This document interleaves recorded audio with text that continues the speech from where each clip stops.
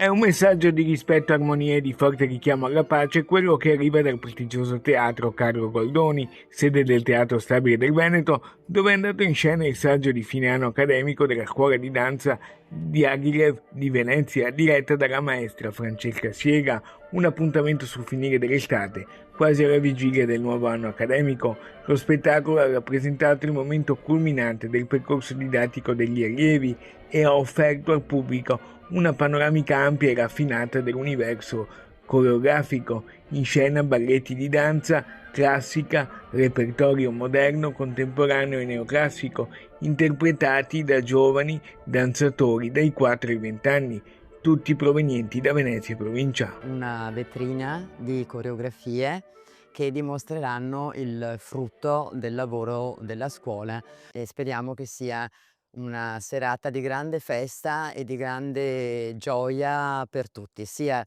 per i ragazzi che si esibiranno, sia per il pubblico. La scuola di danza di Agilev da decenni è un punto di riferimento nella città di Venezia, situata a Piazzale Roma in una posizione strategica facilmente raggiungibile sia dalla città storica che dalla terraferma.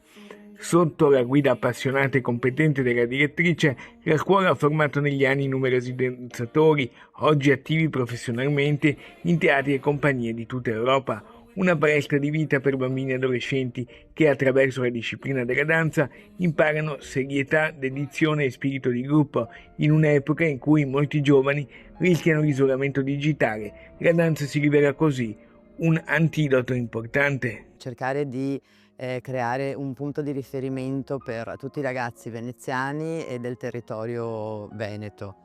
Negli anni sono molto orgogliosa perché ce l'abbiamo fatta.